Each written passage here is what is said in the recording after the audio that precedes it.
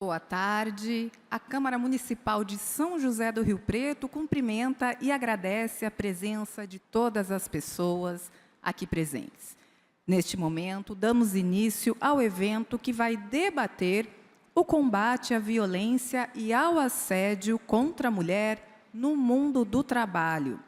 Essa atividade é uma realização da Escola do Legislativo da Câmara de Rio Preto, entidade pedagógica voltada à promoção da democracia e da cidadania por meio da realização de atividades de formação e capacitação de servidores e da população em geral.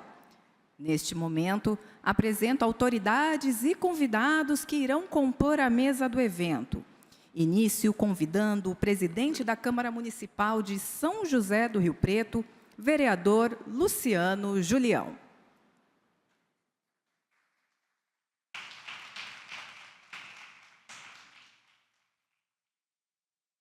Participam conosco como palestrantes duas profissionais do CRAM, o Centro de Referência e Atendimento à Mulher, aqui de Rio Preto. A psicóloga Monique Ferreira e a advogada Tamires Rosim.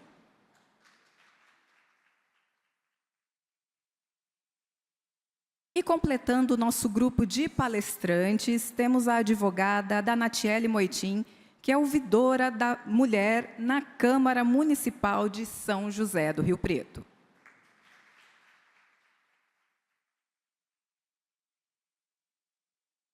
Aproveito este momento para registrar a presença de Solange Garcia, que é gerente de RH da Empro. Fabiana Mochati, diretora comercial do Sindesp, consórcio público. Isabela Fantasia, presidente da OAB Rio Preto. Ana Cláudia, integrante da Comissão da Mulher da OAB. E Marli, que é assessora da Secretaria da Mulher, Pessoa com Deficiência e Igualdade Racial. Aqui, ela representa a secretária da pasta, a senhora Rosicler Pereira.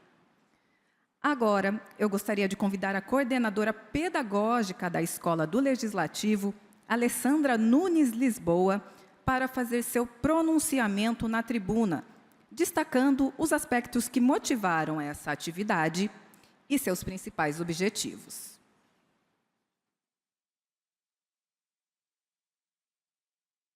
Boa tarde a todas e todos. É com grande satisfação que nós iniciamos hoje este evento, um espaço de diálogo e reflexão a respeito deste tema, que infelizmente ainda é uma realidade. Por isso, nós consideramos que é importante que ele seja sempre debatido e que a gente possa conscientizar as pessoas no caminho do combate à violência e ao assédio contra a mulher. Nesta tarde, nós temos a honra de receber aqui duas funcionárias do CRAM, do Centro de Referência e Atendimento à Mulher, que vão apresentar um pouco a respeito do trabalho do centro, um trabalho fundamental, e qual é o impacto do trabalho do centro no combate à violência. Além disso, nós vamos tratar de um outro aspecto deste tema, que é a violência no mundo do trabalho, o assédio e a violência no mundo do trabalho. E, para isso, nós recebemos a ouvidora da Câmara Municipal, a doutora Danatiele. Então, eu gostaria de agradecer a doutora Danatiele e a psicóloga Monique Ferreira e também a advogada Tamires Rosim. Muito obrigada pela presença. E aproveito também para agradecer à Secretaria da Mulher por ter liberado as meninas. Bom, antes de passar a palavra às palestrantes, eu gostaria também de fazer alguns agradecimentos à presidência dessa casa pelo apoio incondicional na realização deste evento e também à TV Câmara, à ouvidoria, ao cerimonial e, em especial, às palestrantes. Lembrando que todos que estiverem presentes podem confirmar a presença através do QR Code E, enfim, desejo uma excelente palestra a todos, que esse seja um espaço de aprendizado e novas trajetórias e perspectivas em rumo da construção de espaços de maior segurança e proteção à mulher. Muito obrigada.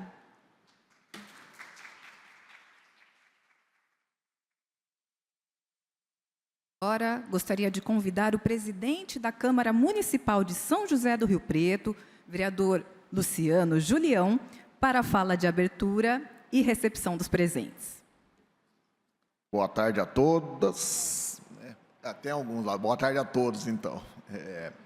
Quero cumprimentar a mesa, diretora, cumprimentar as autoridades aqui presentes e parabenizar a Escola Legislativa por essa iniciativa, que eu acho que assédio e a violência contra a mulher já não cabe mais nesse mundo que a gente vive, né? Então, conte comigo, conte com a Câmara Municipal, pode contar com esse vereador. Eu quero desejar uma boa palestra a todos. Só eu vou pedir a permissão, que elas não estavam sabendo, eu tenho um evento na assistência social que eu vou fazer a entrega de 2 carros, 2 viaturas que eu arrumei para o Conselho Tutelar Norte e para o Conselho Tutelar Sul. Então, eu peço desculpa por ter que sair. E eu vou quebrar o protocolo aqui. Eu queria chamar aqui para compor a presidência aqui, a presidente da OAB, a doutora Isabelle.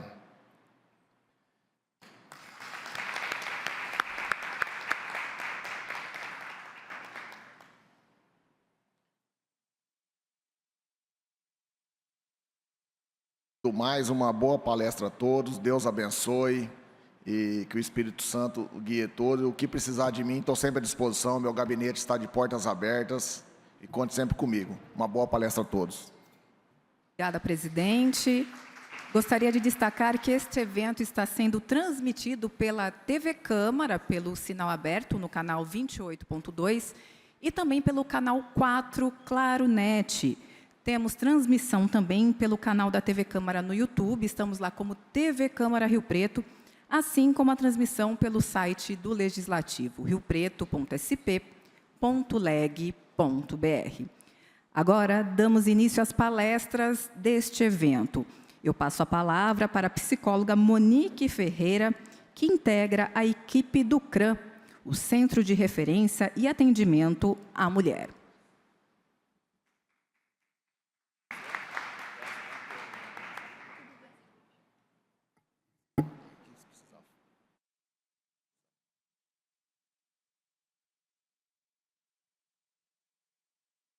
Olá, boa tarde a todos. É um prazer estar aqui representando a Secretaria da Mulher. A secretária Rosicléria, ela não pôde vir, né? Ela está numa audiência de acolhimento que está acontecendo no fórum, tá? Mas representando ela, a gente tem a Marli e a Paula, que são as assessoras, tá? Venho aqui através com a Tamires para poder representar o nosso trabalho, que é o CRAM, Centro de Referência e Atendimento à Mulher, que fica na Secretaria da Mulher, tá? A gente vai falar um pouquinho, né, sobre o nosso trabalho e sobre a violência doméstica, tá bom? Trouxe um material aqui para a gente poder compartilhar com vocês. Não sei se vai abrir para algumas perguntas no final da palestra, né? Mas também, se alguém tiver alguma dúvida, não quiser se manifestar aqui, né? Sendo que é um tema um pouco mais delicado, né? Talvez um pouco mais íntimo, né? E não quer poder falar aqui, a gente também está disponível lá no nosso serviço. A gente vai deixar alguns panfletinhos com os telefones, né, do nosso trabalho. Vocês podem também acessar, ligar lá para a gente poder estar orientando, conversando certinho, tá bom? Bom, como a gente já tinha dito, o nosso tema é a violência contra a mulher. São o tema que a gente vai abordar hoje e são as mulheres que a gente atende no nosso trabalho.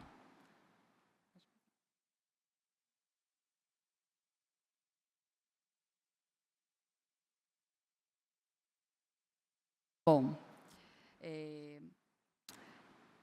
a demanda que a gente atende, né, ela entra por por diversos serviços, né? Alguns serviços a gente colocou lá, através de boletins de ocorrência que chegam através de denúncias na Delegacia da Mulher. mulheres que vão até a Delegacia da Mulher para registrar um boletim de ocorrência.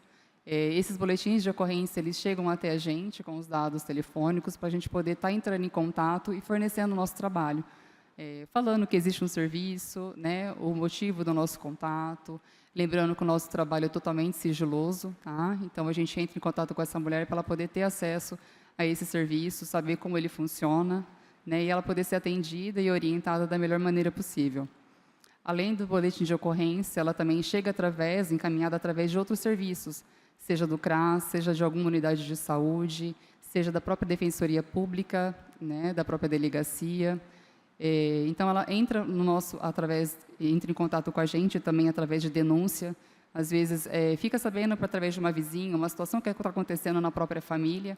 Então, entra em contato com a gente, ou através também até de denúncias pelo Disque 100, né? Boletins de ocorrência também feitos de modo online. Tá?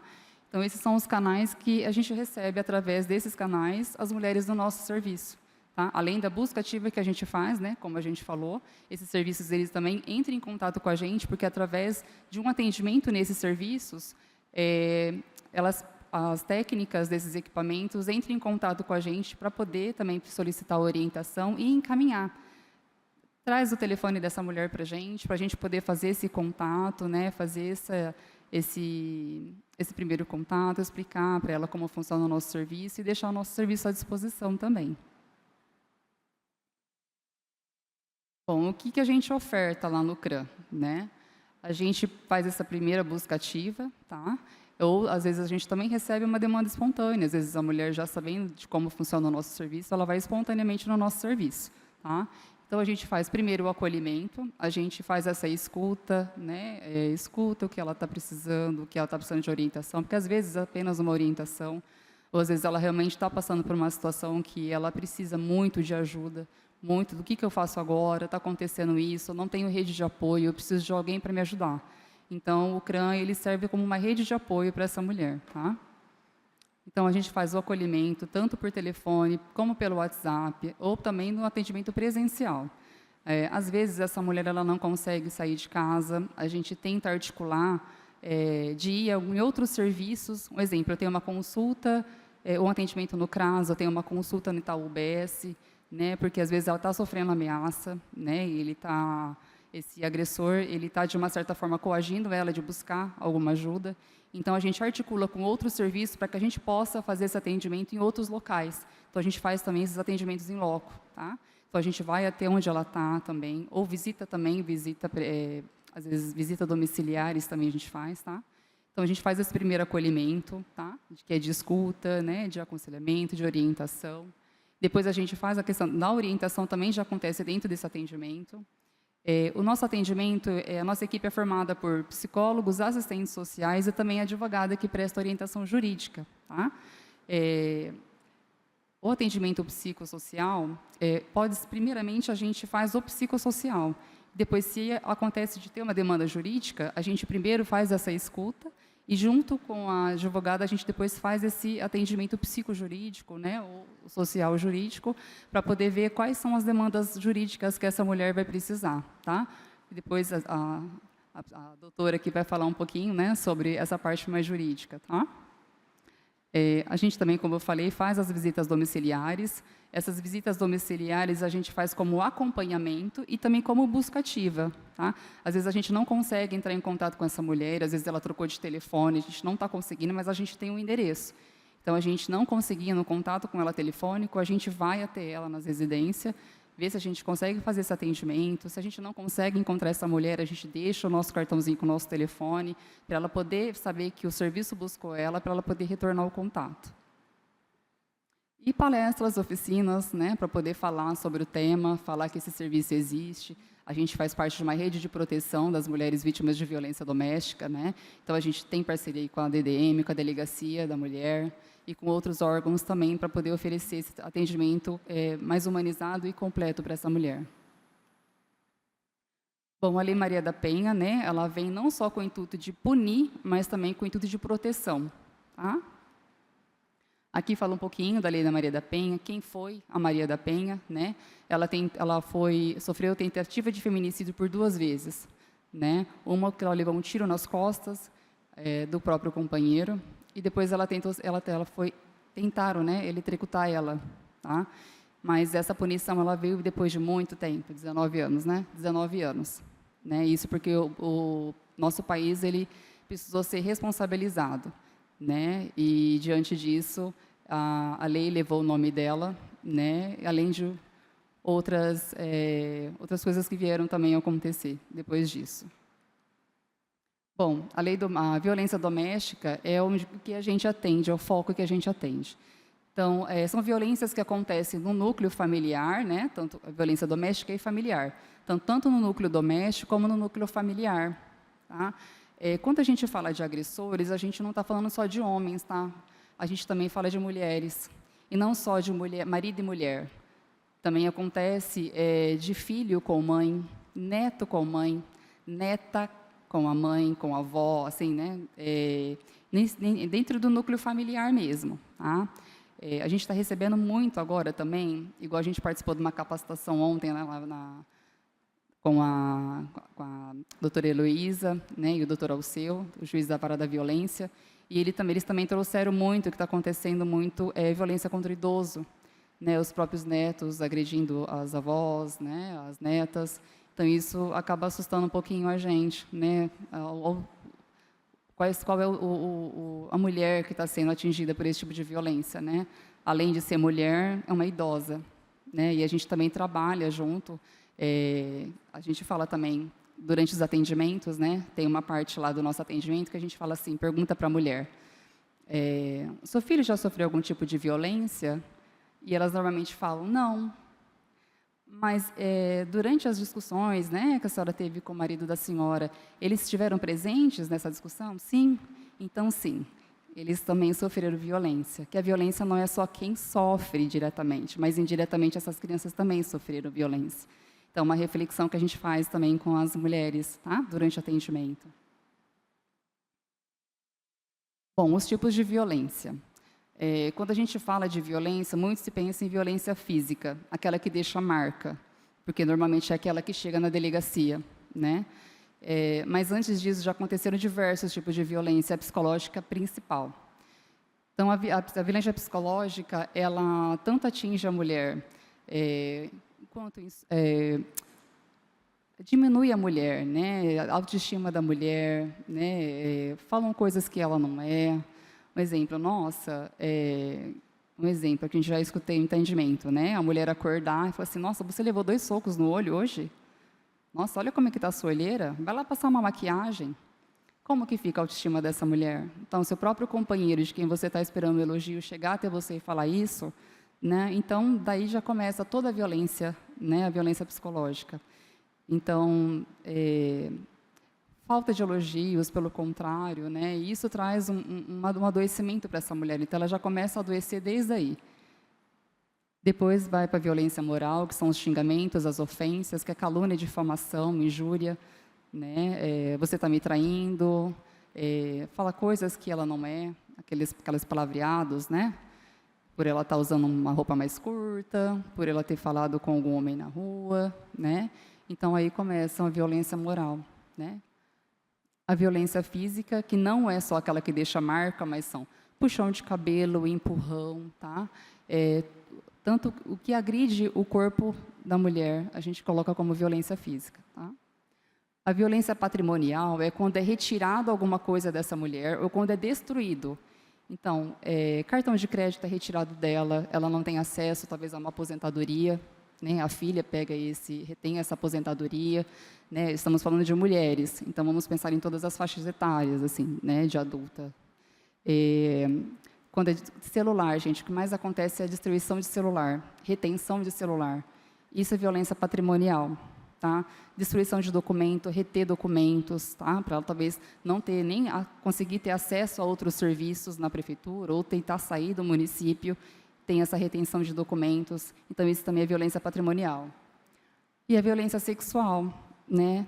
A gente não fala só da questão do estupro, tá? Do abuso.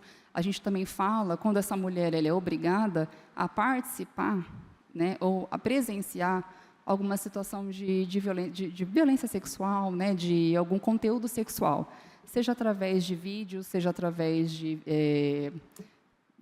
pornografias, enfim, né? Então, isso também é uma violência sexual. Até o fato dela não poder tomar um anticoncepcional, né, dela se cuidar, isso também é uma violência sexual, tá bom?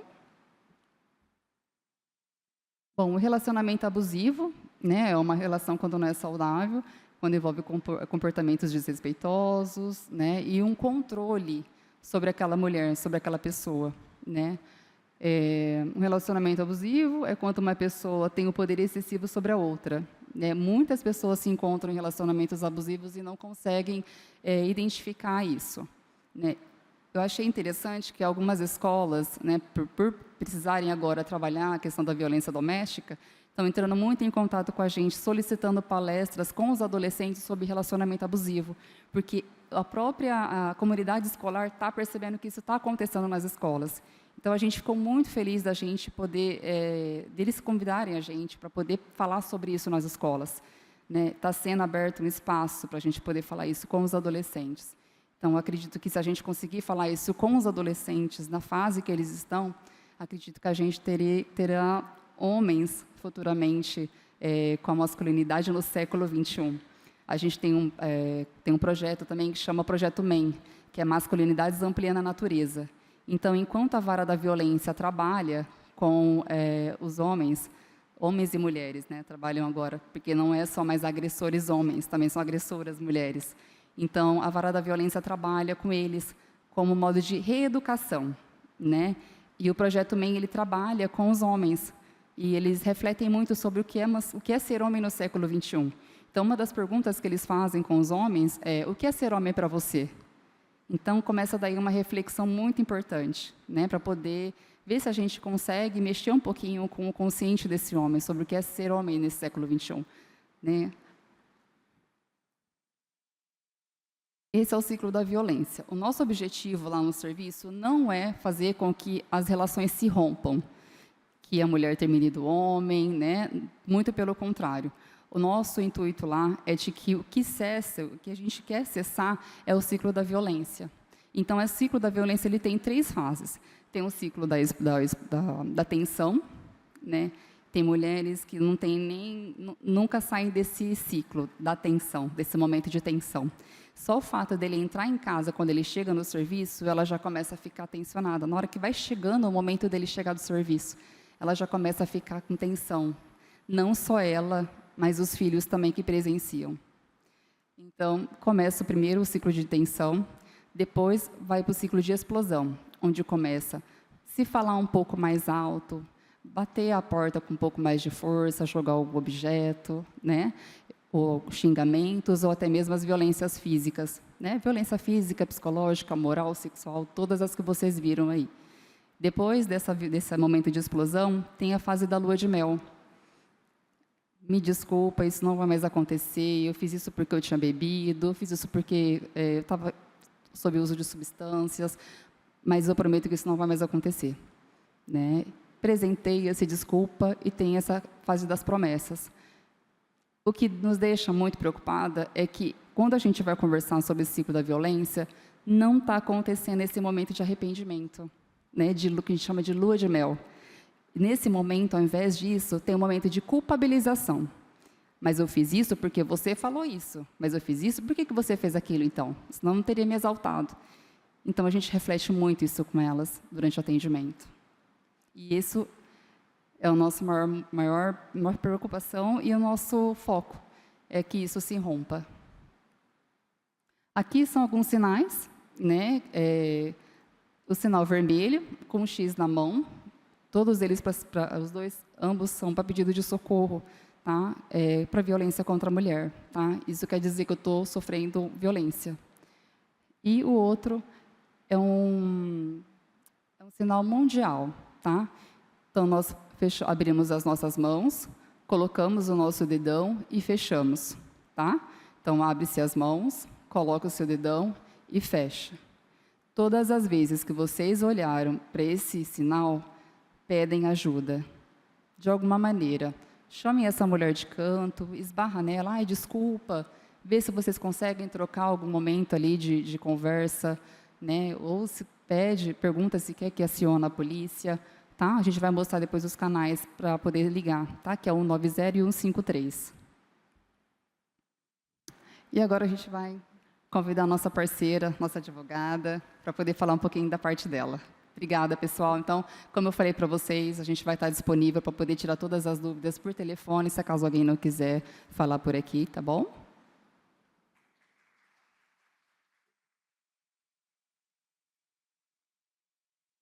Obrigada, Monique. Bom, agora eu gostaria de chamar a advogada Tamires Rosim, que também atua no CRAM.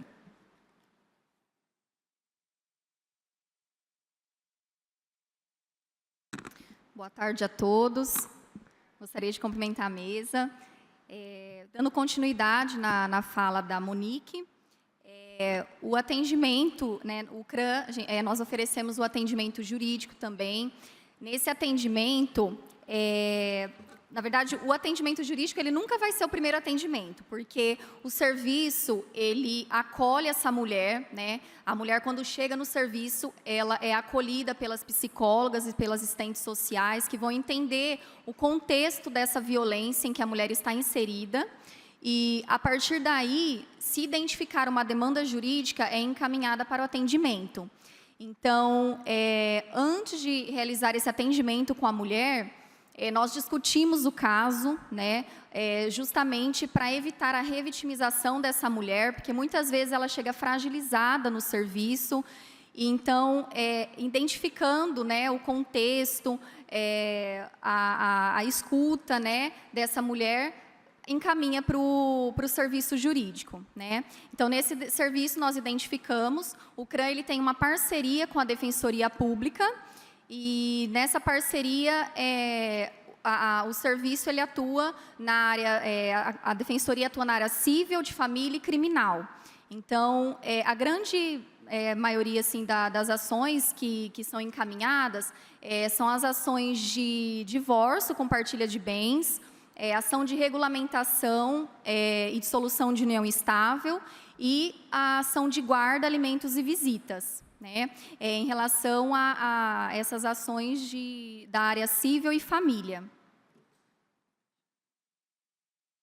As demandas criminais, quando a mulher registra um boletim de ocorrência, ela tem o prazo decadencial de 6 meses para representar o agressor. Então, se ela tiver interesse em processá-lo criminalmente, ela tem esse prazo de 6 meses para os crimes contra a honra. Então, injúria, calúnia e difamação, ela tem esse prazo decadencial de 6 meses.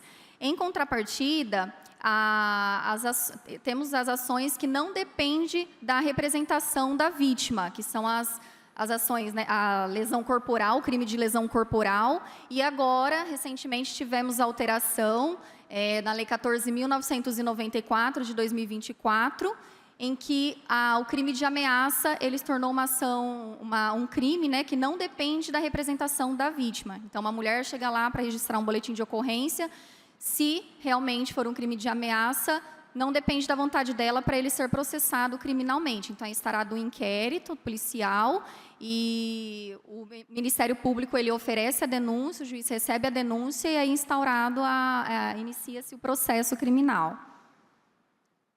Essas alterações em que tivemos recentemente, foi dia 9 de outubro de 2024, a Lei 14.994 de 2024, ela é chamada de pacote antifeminicídio.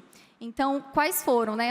Eu achei importante trazer essas alterações, que foram mudanças significativas, e é conhecida como pacote porque essas alterações foram em diversas leis. Então, tivemos alterações no Código Penal, no Código de Processo Penal, na Lei de Execução Penal, Lei de Crimes Hediondos e na Lei Maria da Penha.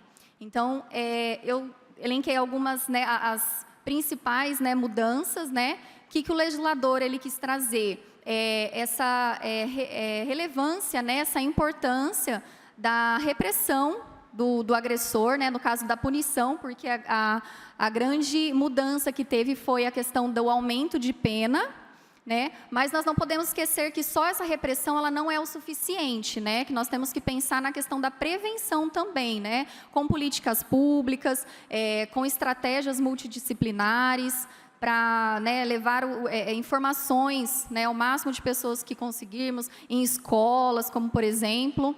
Então, eu vou estar passando rapidamente essas alterações, né? Eu acho que o principal, né, é a questão do feminicídio. O feminicídio, antes, ele era uma qualificadora do crime de homicídio, e a pena dele ia de 12 a 30 anos. Hoje, ele passa a ser um crime autônomo. E a pena dele é a maior pena do Código Penal, que vai de 20 a 40 anos. Então, essa foi uma grande mudança, né? O crime de ameaça também, que antes ele dependia da representação da vítima, hoje ele independe da vontade da vítima, né? E a pena também em dobro. A questão do crime de lesão corporal, antes a pena era de 3 meses a 3 anos e teve o aumento também de 2 a 5 anos. O crime contra a honra, calúnia, injúria e difamação, a pena em dobro também. Lei das contravenções penais, que são as vias de fato, a pena em triplo. O descumprimento, né, na Lei Maria da Penha, o descumprimento da medida protetiva, antes 3 meses a 2 anos, e hoje passa a 2 a 5 anos. A lei de contravenção penal também. Então, antes, o feminicídio ele cumpria 50% da pena para progredir de regime. Então, hoje, 55%. Ele tem que cumprir, no mínimo, 55% da pena para a progressão de regime. Outra mudança é o uso obrigatório de tornozeleira eletrônica. Ele não poderá também contar com visita íntima ou conjugal. Se a mulher tiver, né, se ele estiver ameaçando, ele pode ser mudado, né, de presídio. Então, se para a segurança dela, ele pode ser levado a outro presídio, distante do local, né, de onde ela reside. E, por fim, ele perde o poder familiar ou o cargo ou mandado eletivo, né? Então, numa futura nomeação de função pública, ele, desde a condenação até o fim da pena, ele não tem o direito, né? Ele perde. Só a título de curiosidade, né? Infelizmente, o Brasil ele possui a 5ª maior taxa de feminicídio do mundo. Então, a cada 10 minutos, 3 mulheres são vítimas de feminicídio, né? É uma realidade muito triste, né? E cabe, assim, a nós, né, como cidadãos, realmente tentar, de alguma forma, levar essas informações, né? Então, eu acredito que esse evento, nós ficamos muito felizes com esse convite, justamente, né, para trazer realmente a visibilidade do serviço, né? Do atendimento que a gente faz com essas mulheres. Então, é muito importante.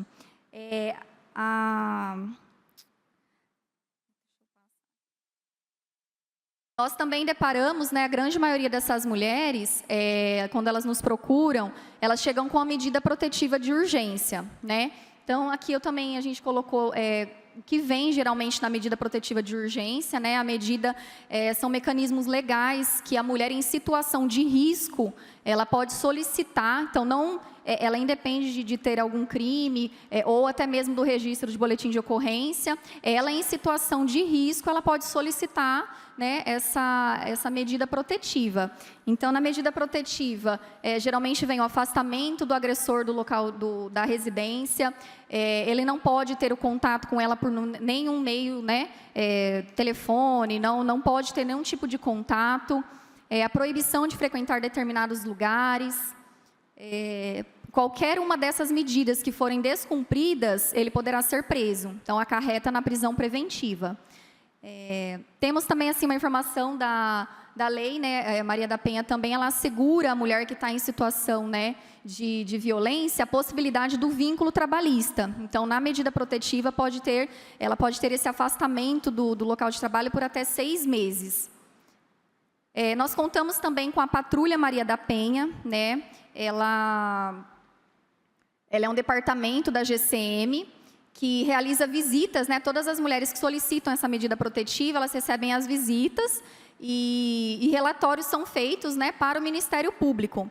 Em toda medida protetiva, no final, vem um QR Code. Nesse QR Code, a mulher que está em situação, né, que tem a medida protetiva, ela baixa esse aplicativo, coloca os seus dados, e se ela estiver em situação de risco, ela aciona o botão do pânico, e imediatamente a viatura que estiver mais próxima do endereço dela, chega até o local, né, justamente para tentar pegar esse agressor em flagrante.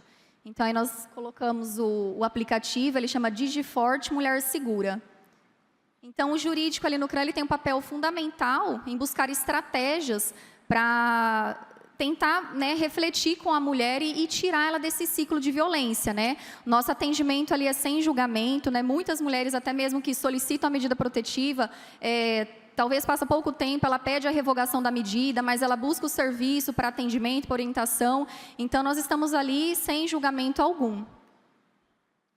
Nós trouxemos também os dados de janeiro a dezembro de 2024, dos atendimentos presenciais que nós fizemos, né, tanto o CRAN 1, né, a unidade 1, a unidade 2, a Vara da Violência Doméstica e a DDM, os atendimentos online, por telefone, as visitas domiciliares, os encaminhamentos que fizemos, as avaliações de acolhimento e os serviços de acolhimento, né? Então, se a mulher chega em situação de risco, ela é encaminhada para essa casa-abrigo. E como denunciar, né? Como buscar ajuda? Então, nós contamos com a DDM, hoje ela, né, encontra-se 24 horas aberta para registrar boletim de ocorrência, solicitar medida protetiva, 190, né, Polícia Militar, 153, a GCM, temos também o Disque 100 para Direitos Humanos, 180 para a Central de Atendimento à Mulher, a Defensoria Pública, a Vara de Violência Doméstica, CRAS, CREAS, UBS e o CRAN, que também está de portas abertas. Nós estamos à disposição para qualquer dúvida e obrigada.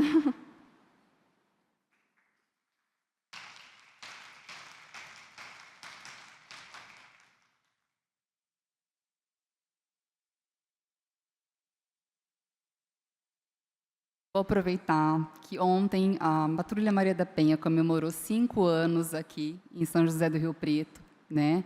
Então, para a gente é uma honra ter esse trabalho aqui.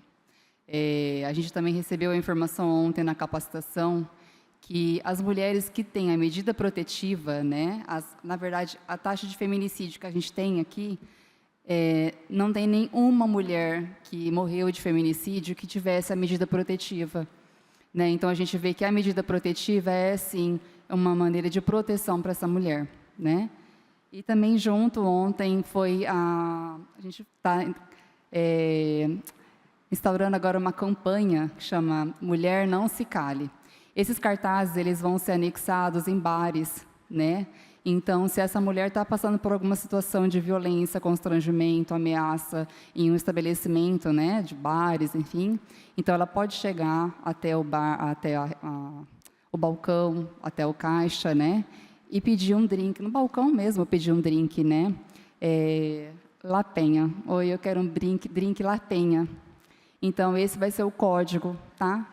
Então, isso é uma lei, tá? Então, esse estabelecimento, naquele momento, ele vai pedir para a mulher, se deseja que acione a Polícia Militar, a Guarda Municipal, né? Que é o 190, e a Guarda Municipal, né? A Guarda da GCM, que é 153, e vai levar essa mulher ou até o Uber, ou até o táxi, ou até o seu próprio veículo, de maneira segura, tá bom? Então, a gente ficou muito feliz de ter essa campanha, de ter esse pessoal também dos estabelecimentos, dos bares, também auxiliando a gente nessas campanhas. Tá bom? Obrigada, gente. Muito obrigada por ter escutado. Se ficou alguma dúvida, a gente acabou faltando falar algumas coisas, mas é por causa do tempo, que a gente também esquece, que a gente fica nervosa quando a gente está aqui desse lado. Mas eu queria agradecer, tá bom? Pela participação de vocês.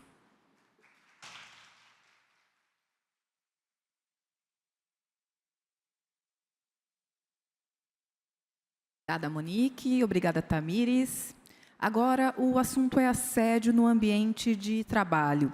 Quem fala sobre o tema é a advogada Danatiele Moitim, que é ouvidora da mulher aqui na Câmara Municipal de São José do Rio Preto.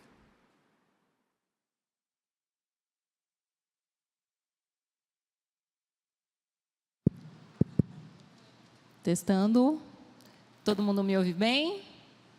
Boa tarde a todos, boa tarde às integrantes da mesa. Agradeço mais uma vez o convite da Escola do Legislativo para afirmar essa parceria e trazer esse tema que é tão caro, principalmente nos dias atuais, em que nós, mulheres, estamos ganhando protagonismo no mundo do trabalho, né? E todas as medidas possíveis para tornar esse ambiente mais acessível, mais seguro para todas as mulheres são muito bem-vindas, especialmente nos órgãos públicos, nos ambientes coletivos. E a ideia é trazer para vocês um pouquinho da experiência que nós temos aqui com a implementação da ouvidoria da mulher. Tá? Nós temos brevemente um histórico das ouvidorias, né? A ideia aqui não é ser formal demais, mas só fazer essa construção histórica do porquê a ouvidoria é também um órgão de auxílio aos outros que tratam das outras espécies de violência contra a mulher, né? Como foi muito bem ressaltado pela equipe do CRAM, não são apenas as mulheres que são vítimas e os homens os agressores, nós podemos ter homens que são vítimas, nós podemos ter mulheres que são agressoras. Hoje nós temos uma linha mais tênue, né, na questão do gênero, então pessoas não binárias, pessoas a gênero também podem se enquadrar nessas situações de violência, de assédio, seja como agressora, seja como vítima. Então, todas as nomenclaturas que serão utilizadas aqui levam em consideração o mês em que nós estamos, mas todas as configurações de assédio e de violência comportam qualquer gênero como vítima ou como agressor. Tudo bem? Muito brevemente, o histórico das ouvidorias começou no século XIX na Suécia, com a figura do ombudsman, né? É uma figura recente, se a gente pensar no Brasil, mas era um representante do povo que estava ligado ao poder legislativo e que trazia essas demandas para o conhecimento, né, para a agenda pública, né? Nos Estados Unidos, toda a administração pública, a partir da década de 1960, tinha essa representação como ombudsman, né? E no Brasil, a partir do século XVI, nós tínhamos o ouvidor-geral que tinha o mistério, a obrigação de verificar a aplicação das leis na metrópole. A partir da década de 1980, houve uma reestruturação das ouvidorias nesses moldes suecos, fazendo um link com o poder legislativo, e atualmente o funcionamento das ouvidorias públicas tem respaldo na Lei 13.460 de 2017, que é a Lei de Proteção dos Usuários dos Serviços Públicos. Tá? A existência geral das ouvidorias tem essa fundamentação, e o ideal, no mundo ideal, todas as ouvidorias estão instaladas em todos os ramos e sedes de poder, na União, nos estados, no Distrito Federal e nos municípios. Nós sabemos a realidade de municípios menores, de câmaras municipais menores, que às vezes o servidor tem que acumular funções, não tem uma equipe especificamente destinada à ouvidoria. É inclusive o nosso caso aqui, né? Eu sou procuradora legislativa e acumulo a função de ouvidora da mulher, como um braço da ouvidoria geral. O Gelson Rastelli, que é o agente parlamentar de cerimonial, é o nosso ouvidor geral, e nós acumulamos as funções dos setores com as funções de ouvidoria também. Tá? Então, na Câmara de Rio Preto, a regulamentação dessa Lei Geral de 2017 aconteceu em 2019, por meio da edição da Resolução 1228, que instituiu a ouvidoria em conformidade com a Lei de Proteção dos Usuários dos Serviços Públicos. Tá? A atuação da ouvidoria geral é tanto para o público externo, e aí considerados os visitantes, as pessoas que buscam atendimento, seja nos setores administrativos, seja nos gabinetes, e o público interno. Nós também acolhemos demandas dos servidores, dos estagiários, dos vereadores, dos colaboradores terceirizados, propondo formas de aperfeiçoamento na prestação dos serviços do Poder Legislativo. Então, se tem alguma demanda, por exemplo, questão de refeitório, questão de espaço de descanso, questão de estrutura das salas, a Ouvidoria Geral faz o processamento dessas solicitações e encaminha para os órgãos competentes, seja a presidência da Câmara, seja a diretoria geral, a depender da natureza da demanda apresentada. Tá? Agora, em 2024, consolidando uma medida que era informal, nós editamos a Resolução 1292, que foi a reestruturação administrativa mais recente, e que formalizou a existência da Ouvidoria da Mulher no Poder Legislativo. Essa medida foi inspirada na Ouvidoria da Mulher, criada pelo Tribunal de Contas do Estado de São Paulo, justamente para ser um espaço de acolhimento, mais uma vez, tanto pelo público externo quanto pelo público interno, propondo formas de aperfeiçoamento da participação feminina no espaço do Poder Legislativo, que nós sabemos que é diminuta, né? Então, na legislatura atual, dos 23 parlamentares de São José do Rio Preto, nós temos apenas uma vereadora, infelizmente, em que pese os servidores, estagiários são, em grande maioria, mulheres, a representação política é muito pequena, né? E também recebemos e processamos demandas relativas à violência contra a mulher no espaço da edilidade, seja o público interno, seja o público externo. Então, pode ser, por exemplo, esperamos que não, mas pode ser que venha uma visitante na Câmara Municipal e sofra uma situação de violência. Então, o processamento, o acolhimento dessa mulher, o recebimento e o processamento dessa denúncia serão acompanhados diretamente pela equipe da Ouvidoria da Mulher, que, no caso, a equipe sou eu. Né? E esse é, basicamente, o fundamento legal da existência da Ouvidoria da Mulher. Quando nós tratamos de canais de atendimento, no site da Câmara, acho que ficou pequenininho para vocês aí, né?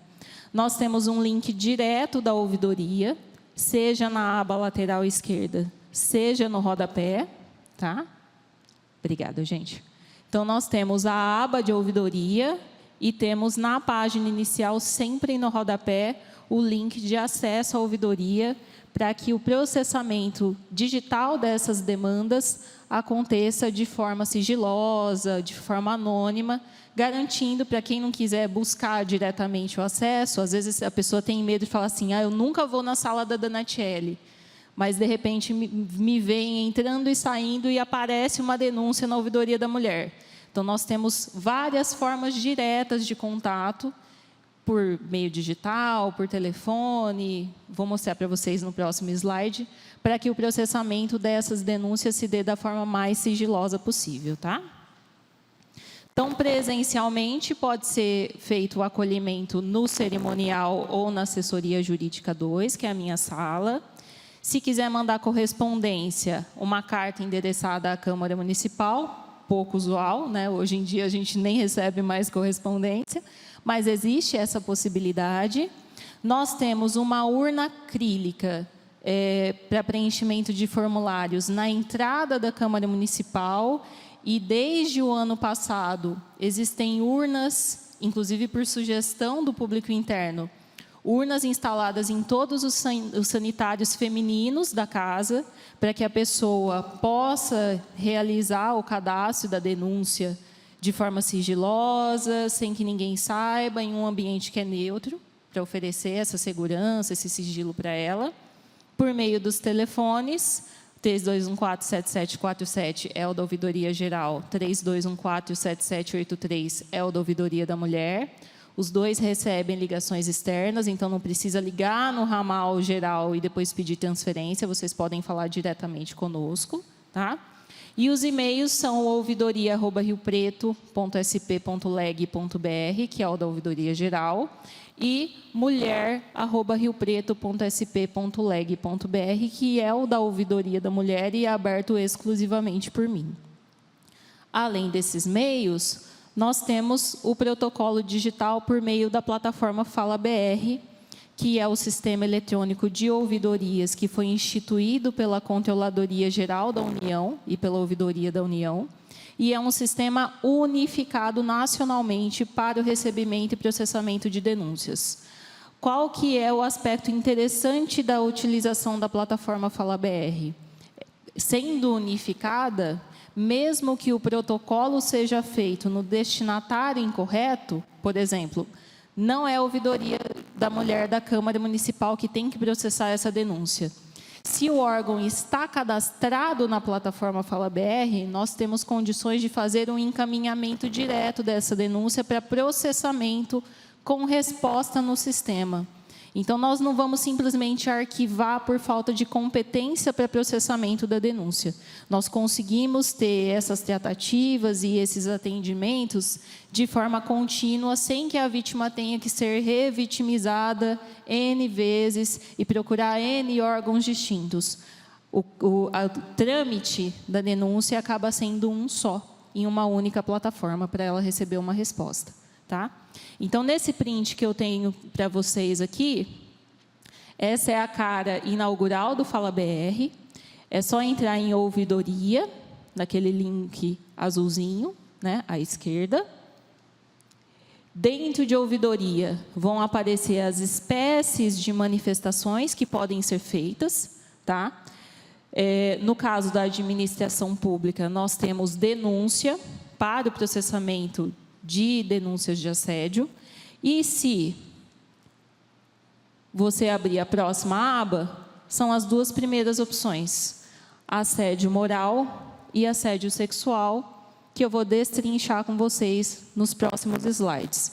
Então, primeiro eu escolho ouvidoria, depois eu escolho denúncia, e aí em seguida, será que é melhor eu afastar um pouquinho da mesa, né? E aí eu escolho a espécie de assédio na qual eu fui submetida, seja assédio moral, seja assédio sexual. Depois que eu escolho, ele vai me mandar para um link de login ou de cadastro. Tá? Então, o login é feito pela conta GovBR, que é uma conta utilizada em todas as plataformas do governo federal. Tá? Ou, se for assim de interesse da vítima, também é possível fazer o cadastro de uma denúncia anônima, que é popularmente conhecida como comunicação. Então, seja denúncia, seja comunicação, o tratamento da situação vai ser exatamente igual. Qual que é a diferença entre uma e outra? Na denúncia, eu me identifico no sistema. Então, eu crio um usuário e uma senha, faço o registro dessa manifestação, recebo um número de protocolo e todas as tramitações que forem feitas com a minha denúncia são alimentadas com uma resposta no sistema. Tá? A ouvidoria da mulher e a ouvidoria, de uma forma geral, não é um órgão de apuração. Tá? Nós somos um órgão de recebimento e acompanhamento do processamento dessa denúncia. Mas, passo a passo, nós estamos lá e a resposta final é assegurada no prazo legal, inserida pela ouvidoria. Se for comunicação, como eu não me identifiquei, eu não tenho condições de receber a resposta via sistema. Tá? Então, se é uma denúncia identificada, eu recebo a resposta final inserida no sistema pela ouvidoria, pelo próprio protocolo, consigo consultar da minha casa. Se é uma comunicação, a ouvidoria, no prazo legal, vai realizar o cadastro dessa resposta, só que eu não posso, como vítima, consultá-la do lado de fora. Se eu quiser, se eu tiver interesse, eu vou buscar a ouvidoria da mulher ou a ouvidoria geral e informar: eu fui a pessoa que fez a denúncia anônima no dia tal a respeito de tal assunto. Quero saber a resposta. Essa é a única diferença das duas. Tudo bem? E, como característica própria de denúncias, e especificamente nas situações de violência e de assédio, nós temos uma proteção específica ao denunciante. Tá? Então, o que acontece? Nas denúncias, nós temos, no Fala BR, uma curadoria prévia de pseudonimização. Tá? Quando você faz o cadastro dessa denúncia, que não seja anônima, porque é anônima, nem nós temos condições de saber quem foi, fica restrito o acesso aos dados do manifestante, da denunciante. Na identificação da manifestação, consta apenas pseudonimizada. Então, de pronto, nem a equipe da ouvidoria tem condições de saber quem foi a pessoa que fez a denúncia. Nós nos pautamos sempre pelo texto da manifestação. Então, se vocês quiserem resguardar o sigilo, inclusive da equipe da ouvidoria, nós sugerimos que o texto faça o possível para não identificá-lo. Então, não adianta eu abrir o texto da manifestação falando: oi, meu nome é Donatiele, no dia tal, tal lugar, passei por uma situação de assédio moral no ambiente de trabalho em razão de vínculo com o servidor fulano de tal. A partir do momento em que eu me identifico no texto, vocês estão se identificando para a ouvidoria, não para o destinatário de apuração, tá?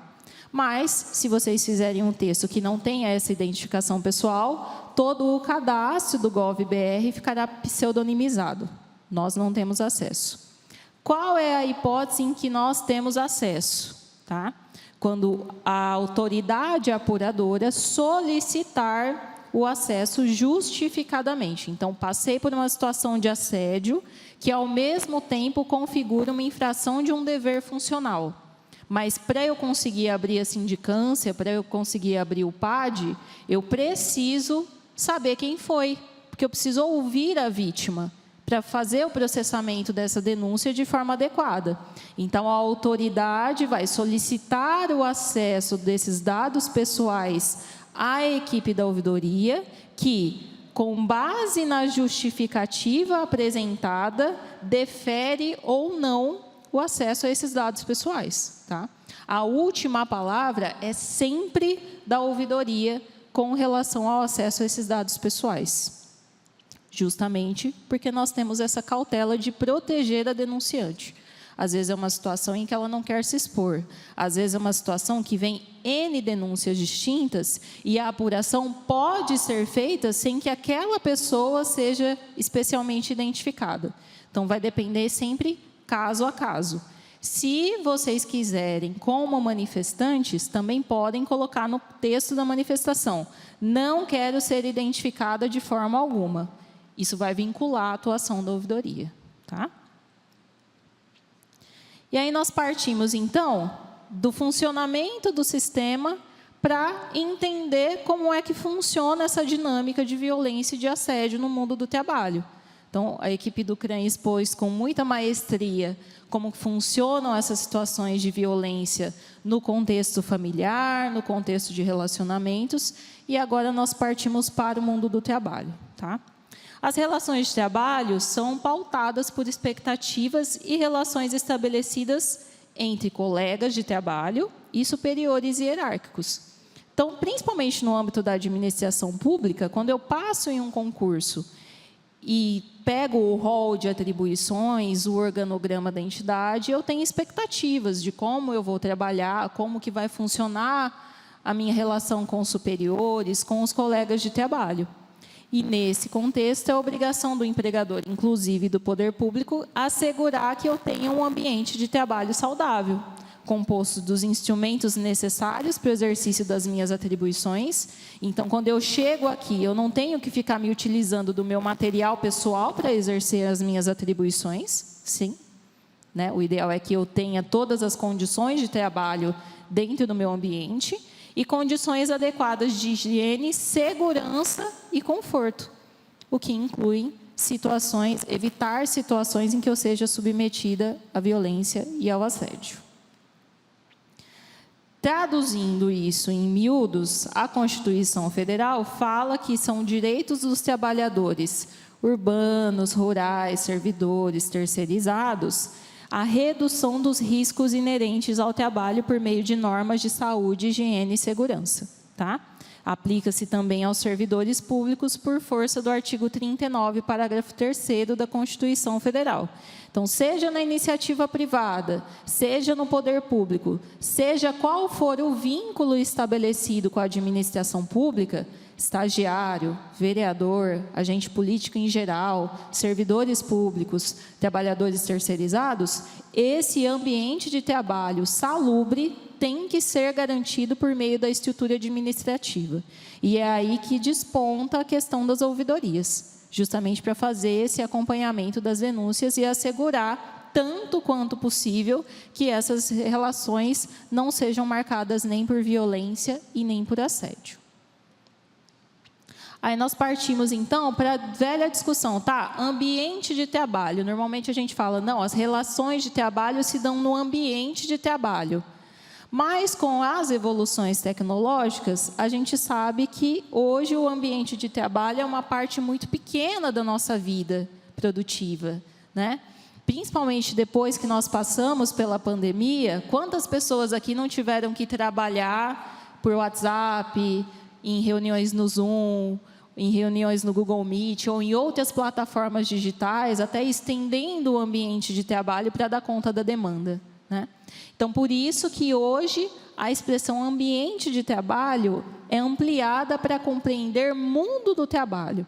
É em razão da evolução das relações de trabalho, tá?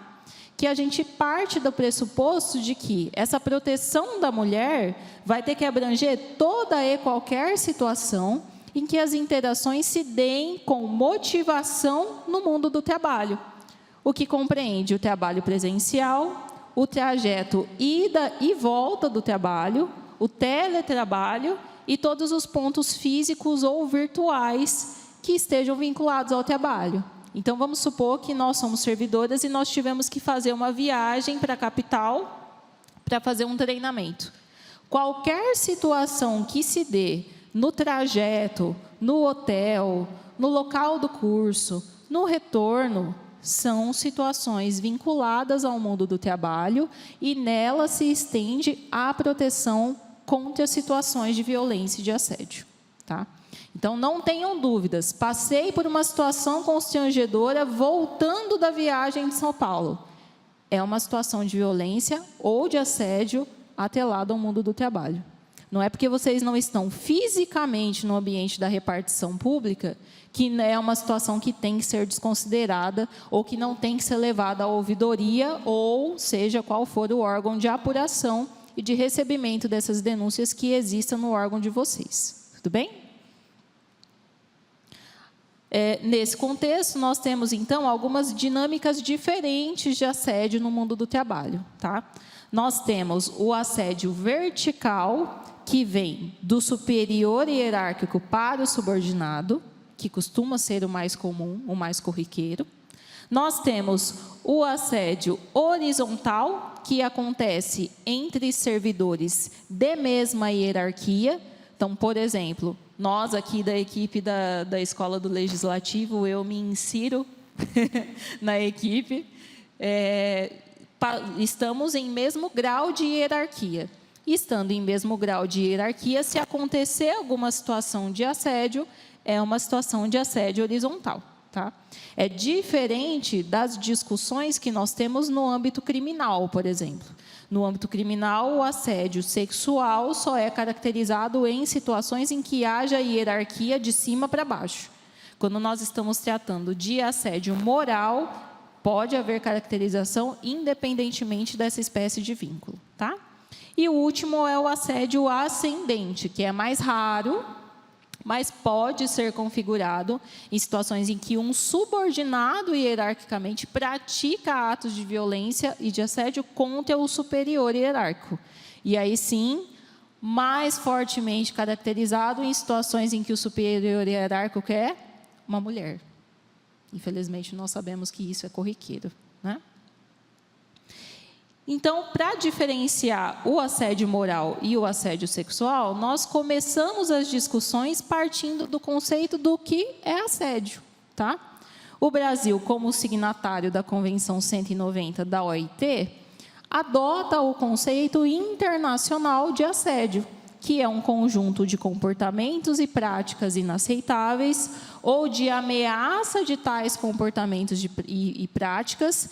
Percebam que a mera ameaça já configura a situação de assédio. Então, eu vou fazer tal coisa. É a situação de assédio. Seja quando eles se manifestam uma única vez ou de maneira reiterada, e aí nós desmistificamos aquela construção de que o assédio só se configura quando é repetido várias vezes. Não. Uma única situação de violência pode e deve configurar o assédio. Nós não precisamos passar por um processo que acabe com a autoestima, que acabe com a segurança, que acabe com a estabilidade emocional, psicológica da pessoa, para falar, não, agora eu quebrei o suficiente a pessoa para falar que é uma situação de assédio. Tá? Então, uma única situação ou a ameaça de ocorrência dessa situação já configura a situação de assédio. Tá? Que tenham por objeto, que causem ou sejam suscetíveis de causar um dano físico, psicológico, sexual ou econômico. São todas as facetas que o assédio pode alcançar nesse ato tentado ou consumado. Tudo bem até aqui? O assédio moral, então, é uma espécie de violência contra o empregado, que é submetido a situações vexatórias que lhe causem humilhação, constrangimento ou ofensa à sua dignidade. Precisa ser na frente dos outros? Não. Eu posso me sentir ofendida, humilhada, constrangida em uma situação individual com o agressor, sem problema. E aí eu trouxe alguns exemplos que até o pessoal da Escola do Legislativo distribuiu para vocês o modelinho da nossa cartilha, né? De combate à violência e ao assédio.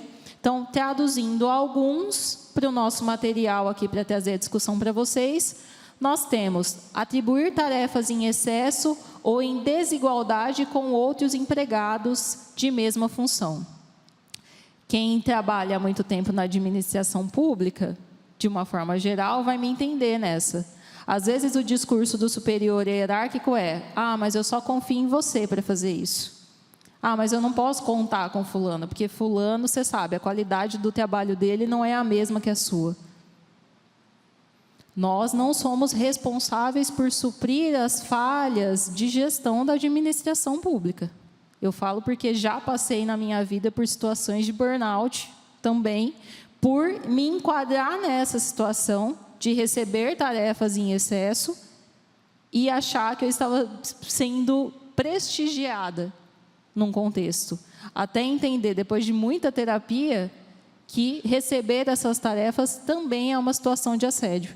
Porque você sobrecarrega um servidor com a escusa de que ele é mais eficiente, mais prestativo do que o outro, e o outro se beneficia da inação da administração. Então, essa é uma situação de configuração de assédio. Tudo bem? Controlar o tempo de utilização de banheiros. Pode parecer muito doido, mas tive uma colega, quando eu era estagiária na Procuradoria do Estado, não foi na Procuradoria do Estado, mas tive uma colega que trabalhava lá comigo, e ela me falou que quando ela foi estagiária no Poder Judiciário, o magistrado controlava os intervalos de banheiro dela. Então, se ela passasse 5 minutos no banheiro, ela tinha que sair 5 minutos depois. Controle de jornada total. Isso é uma situação de assédio. Espalhar boatos, criticar, invadir a vida privada. Então, aquela pessoa que fica compulsoriamente acompanhando as suas redes sociais. Quando você chega na segunda-feira, comenta: nossa, hein, você foi em tal lugar. Nossa, hein, estava bonitona. Nossa, hein, fica reclamando que não tem ânimo de trabalhar, mas final de semana toma todas. É uma situação de assédio. Tá? Isolar, agredir, alterar o tom de voz ou ameaçar. Então, aquela pessoa que fala: eu sou muito verdadeira, eu não consigo esconder, eu sou honesta. Não, às vezes ela só está sendo uma pessoa péssima, um péssimo gestor que não sabe lidar com as situações e conversar de pessoa para pessoa, de ser humano para ser humano. Então, quando eu altero o tom de voz sem necessidade, eu estou cometendo situações de assédio. Tá? Desrespeitar o direito à desconexão. Direito à desconexão, acho que todo mundo aqui sofreu na época da pandemia. Todo mundo que teve que trabalhar remoto, atendendo demandas via WhatsApp, via outros aplicativos de comunicação, a gente perdeu noção do tempo, né? Então, Câmara Municipal, por exemplo, de segunda a sexta-feira, das 7h30 às 5h.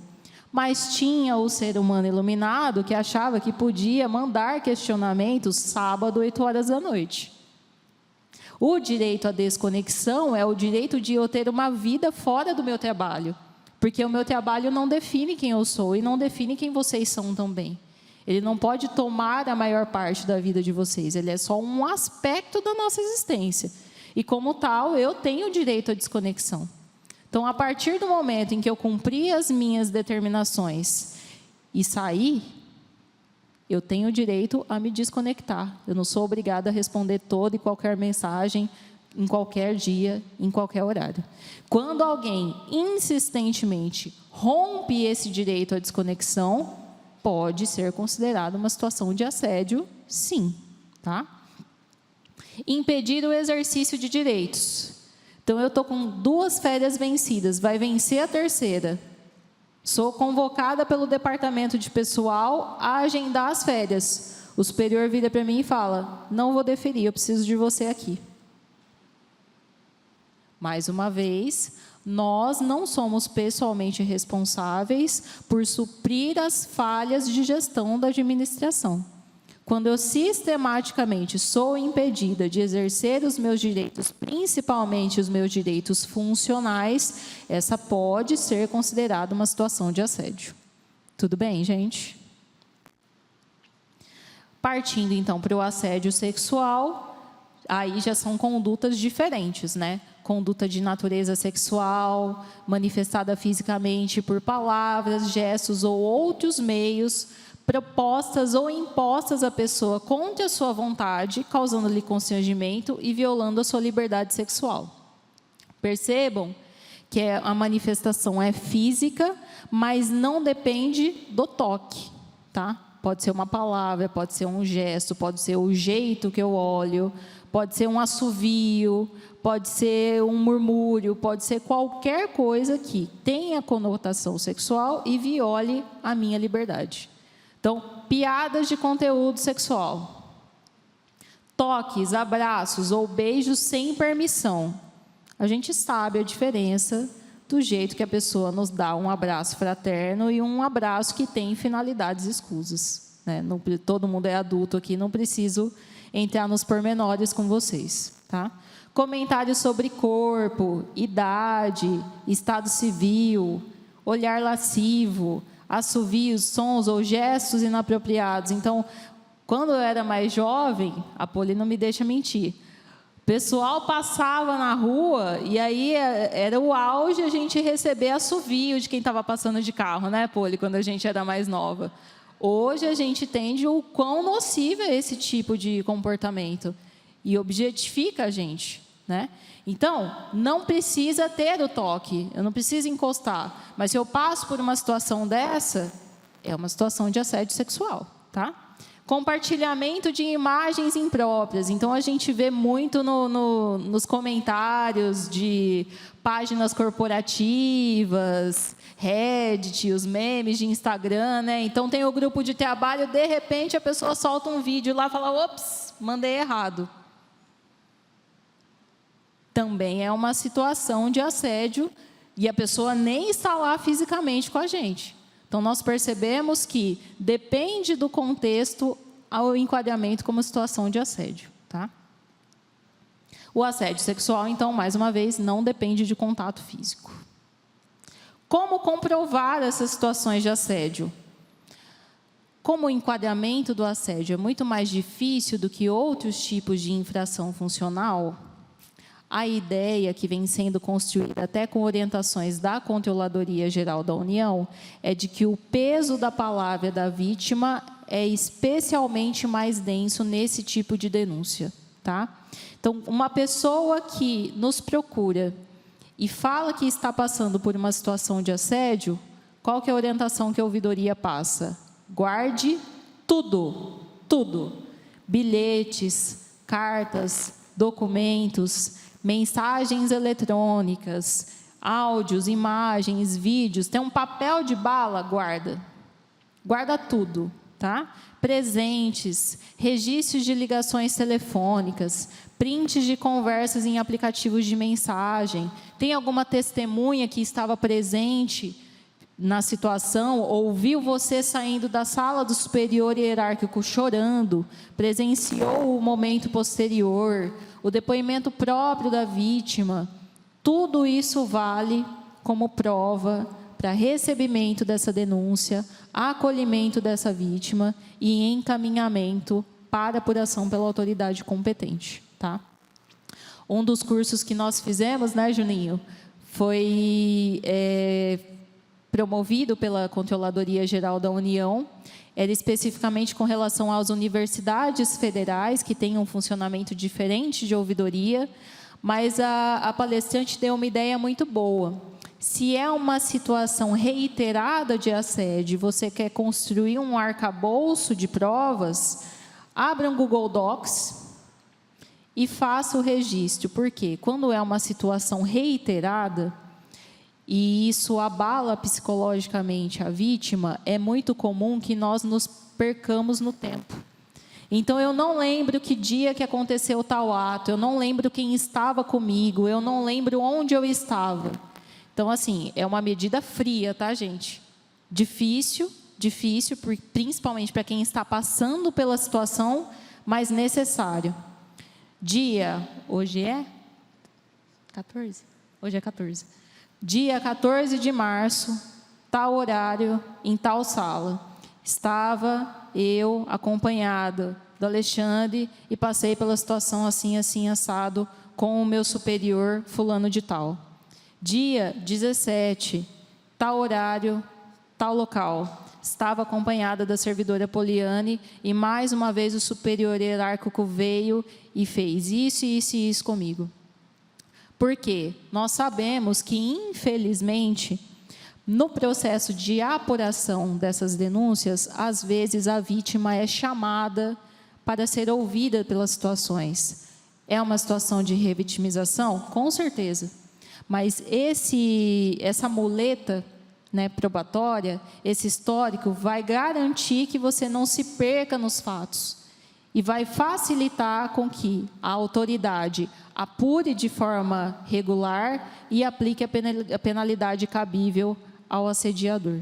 Então, sempre que vocês passarem por situações reiteradas, façam esse histórico. Registrem tudo, porque fica mais fácil para que a administração consiga, de fato, punir o agressor. Tá? Quais são os pontos comuns, então, entre o assédio moral e o assédio sexual no mundo do trabalho? Ambos podem acontecer dentro ou fora do ambiente de trabalho, desde que a motivação seja a relação de trabalho. Tá? Então, existe um daqueles vínculos hierárquicos, né? Então, ascendente, horizontal, vertical. Ambos são recebidos pela ouvidoria e encaminhados para a apuração pelas autoridades competentes. Tá? Aqui, na Câmara de São José do Rio Preto, a presidência que recebe o encaminhamento da ouvidoria, caso o assediador seja estagiário, colaborador terceirizado ou servidor. Porque aí ele vai determinar a abertura de uma sindicância ou vai entrar em contato com a empresa que terceiriza a mão de obra para a apuração dessa denúncia. E, se o assediador for vereador, a apuração é feita pelo Conselho de Ética. Nenhum desses encaminhamentos impede que vocês busquem a delegacia, o CRAM, outros órgãos colaborativos para apuração em outras esferas. Tá? A apuração que a ouvidoria acompanha é a apuração funcional administrativa. Mas, sendo uma conduta que tem implicações em outras esferas da vida, pode-se ter a tramitação de processos distintos em outras áreas. Tudo bem? E aí, por que a gente faz toda essa construção? Porque nós sabemos que poder legislativo, poder executivo, são poderes, são ambientes em que o vínculo político pesa muito, né? Então, às vezes, a gente tem aquelas situações de mas não é comigo, ou mas o meu vínculo é precário, ou mas todo mundo viu, só eu vou falar. E aí que é importante a gente quebrar o pacto de tolerância e do silêncio. Aqui, quem cala consente. Tá? A A partir do momento em que eu vejo uma situação de violência e não me movimento para denunciar, ainda que anonimamente, eu sou conivente com aquilo. E pode ser que a situação chegue a mim como vítima, porque é a perpetuação desse tipo de comportamento sem a punição devida que faz com que o agressor se sinta no direito de agir assim. Tá?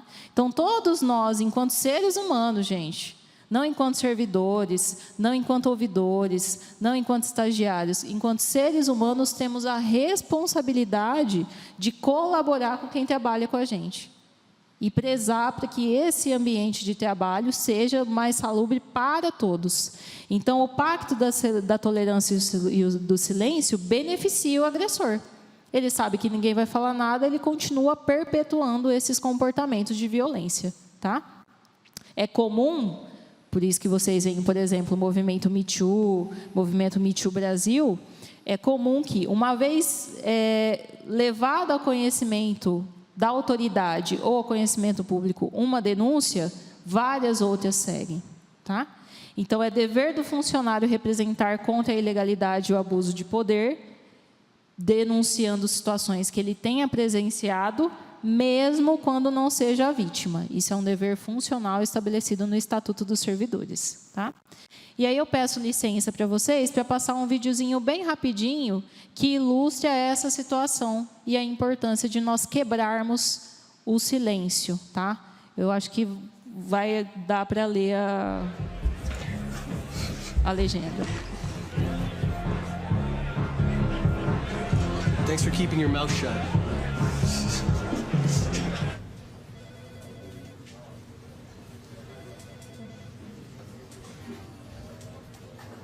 Thanks for minding your own business.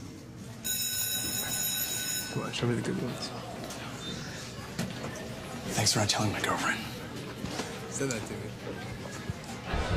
Hi. Thanks for not telling anyone. When you do nothing, you're helping him. But when you do something, you help her. Thanks for telling the bartender. Thanks for stopping him. Thanks for telling HR. Thanks for getting help. Who will you help? Stop sexual harassment and violence when you see it. É isso, pessoal. Nós estamos à disposição. Se vocês tiverem situações, nós estamos à disposição para colaborar com o recebimento, com o acolhimento, com o processamento. Para quem não é daqui, se quiser entender como funciona a ouvidoria da mulher e trazer, né, implementar no local de trabalho de vocês, estamos aqui para colaborar. E nós contamos com a colaboração de vocês também para perpetuar esses espaços em que as mulheres estejam cada vez mais seguras e longe dessas situações de violência. Muito obrigada.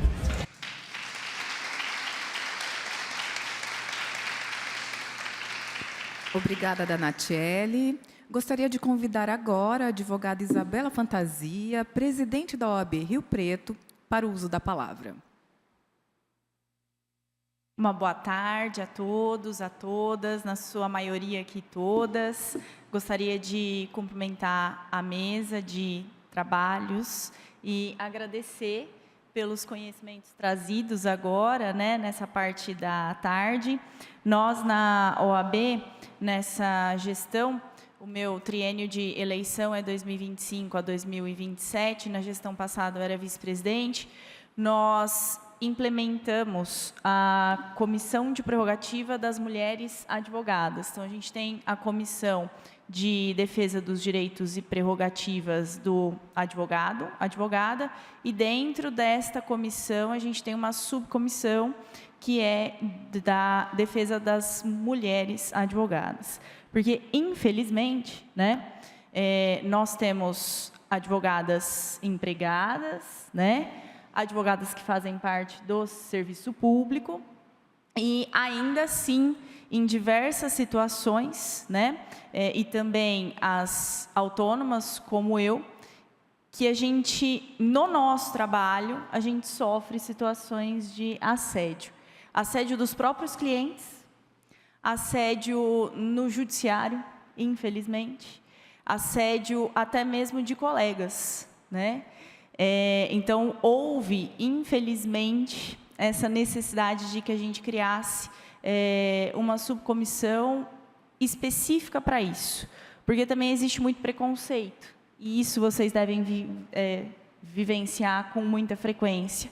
As mulheres têm medo de serem repreendidas, de dizer, não, mas fui eu que dei motivo, fui eu que fui com a roupa inadequada, fui eu que tive o comportamento inadequado, fiz um comentário inadequado, ou eu dei muita liberdade. Eu garanto que o que passa pela cabeça de todas nós, se não passou pelo menos uma meia dúzia de vezes, né, pelo menos uma já passou pela nossa cabeça. Então, nós, quanto instituição aqui, quanto subseção, nós tivemos isso como primeira atividade, pensando nessa circunstância.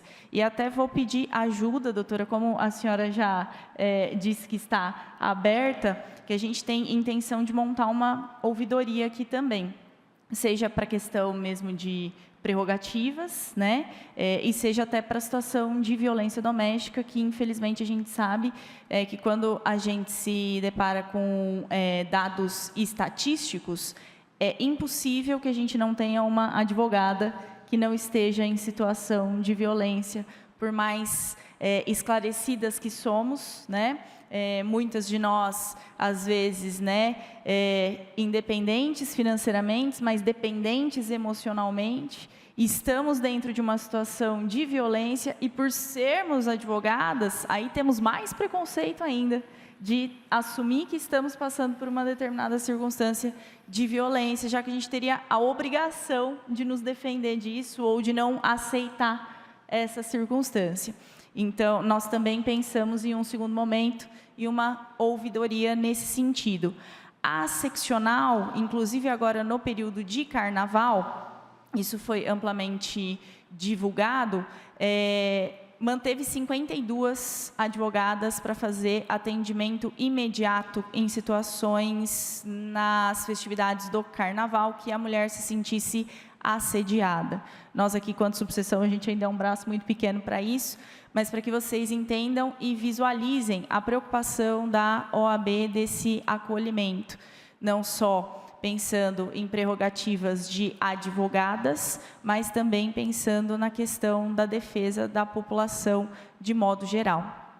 Então, nesse sentido, gostaria de trazer essas informações para as senhoras, para os senhores, na tarde de hoje, agradecer por poder estar aqui, o grato convite e por, no fim das contas, mesmo que de improviso, nas quebras protocolares, estar aqui presidindo a mesa, substituindo aqui o presidente dessa Casa Legislativa, o qual já deixo também o registro do meu agradecimento. Uma boa tarde a todos e a todas.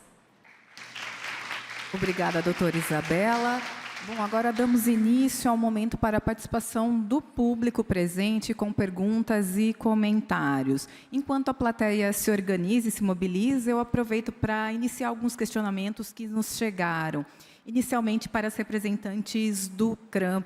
A doutora Danatielli falou sobre essa questão de romper esse pacto de silêncio, e a questão aqui é como se rompe esse pacto de silêncio no âmbito social. Por exemplo, a minha vizinha, eu conheço, às vezes tem um caso e está sofrendo violência. Como é que eu posso ajudar? Que instituição eu procuro? A minha denúncia, enquanto terceiro, uma pessoa não envolvida no caso, é levada em conta? Como é que isso funciona?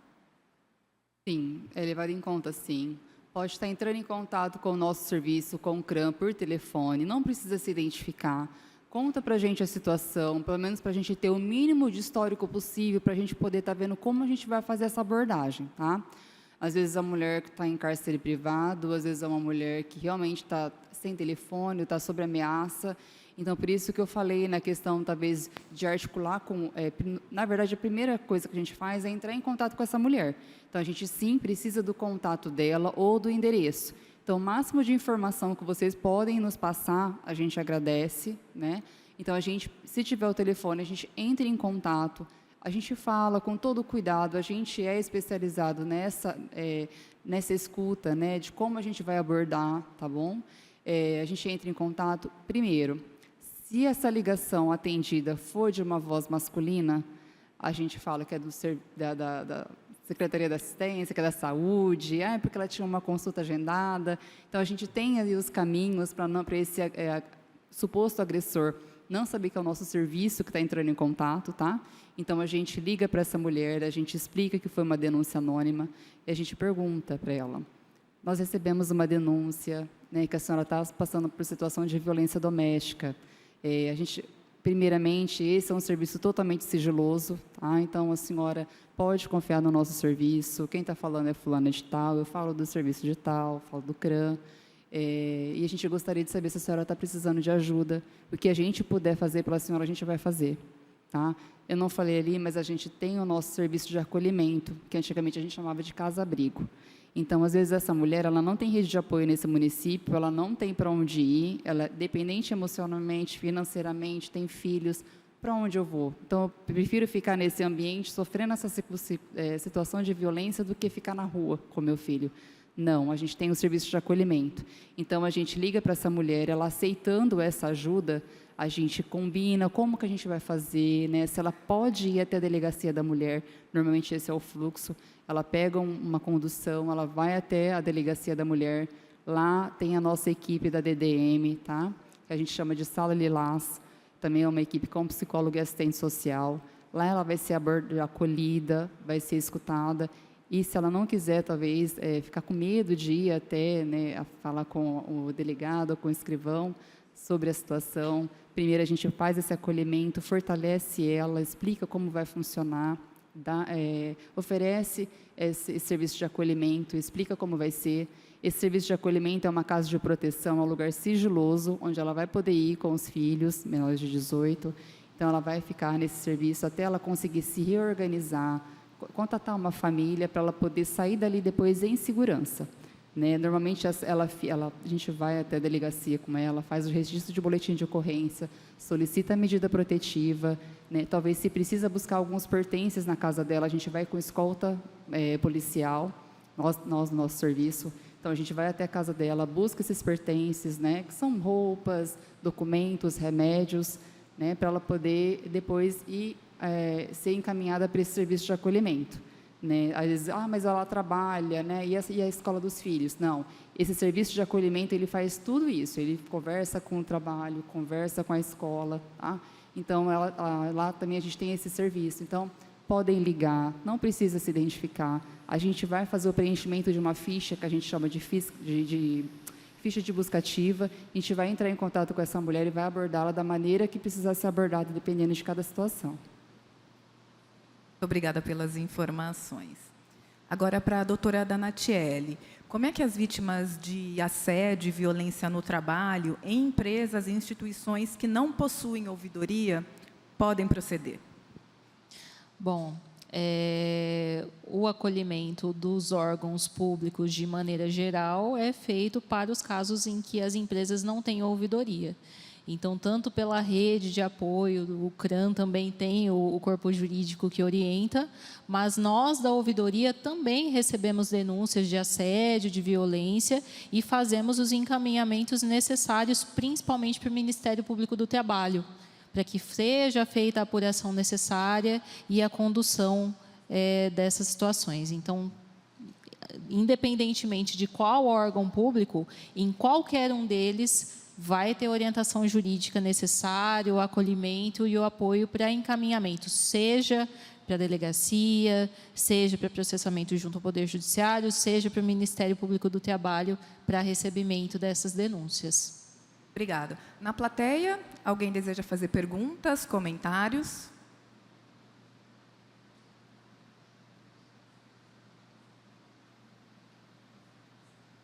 Boa tarde a todos. Eu sou de Icém. Como que seria para usar o CRAM, a delegacia da mulher? Porque lá tem CRAS e CREAS. De outro município, como que seria? O CRAM, ele é destinado para munícipe, mas vamos colocar assim. A gente recebeu uma denúncia, né? A mãe reside em São José do Rio Preto, né? De início. Inclusive, foi através de um evento desse, né? A mãe falou, ó, liga para esse número que ela está precisando de orientação. E quando a técnica ligou, a técnica ficou sabendo que ela era de Potirindaba, então é de uma cidade vizinha, né? Mas mesmo assim a gente ligou e fez as orientações que precisavam fazer, né? Porque às vezes a mulher ela fica perdida, né?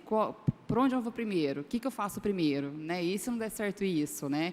Então tudo a gente faz através de telefone mesmo, a gente pode estar fazendo as orientações, tá? Mas a questão do atendimento, do serviço de acolhimento, do acompanhamento, são para munícipes de São José do Rio Preto. Vamos torcer aí para que as demais prefeituras, né, instaurem aí um serviço assim como o nosso, né, de acolhimento, de atendimento específico para as mulheres vítimas de violência doméstica. Esse CRAM tem limite de população? Não, não. Mas como o serviço é municipal, então na nossa proposta mesmo é para atender os munícipes de São José do Rio Preto. Não, eu estou falando assim, no geral, por exemplo, meu município com 8.000 habitantes, eu posso... Não, que a gente tem a informação, acredito que não. Não sei se as assessoras têm essa informação. Não temos essa informação certinha para te passar. Tá? Mas a gente pode estar, sim, vendo com a secretária depois se tem essa questão de limite de munícipes, né? Se tem que ter uma quantidade certa de munícipes para poder ter esse serviço. Tá? Araçatuba tem. Né? Araçatuba é um pouco maior, claro, né? Mas eu sei que tem Araçatuba. Aqui eu saiba, Araçatuba, acho que Catanduva também tem, e Araçatuba. Então, por isso que eu perguntei, no caso da gente usar aqui. Sim, sim. É uma coisa que a gente depois pode estar vendo, né? Com a secretária, né? Então, tá, pode pegar o seu contato depois para te orientar certinho, tá bom? Mais alguém?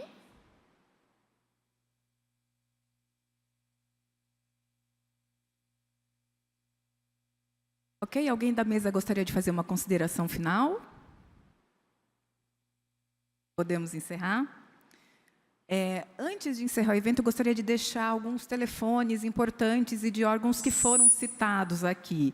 Delegacia de Defesa da Mulher aqui de Rio Preto, o telefone é o 3233-2910.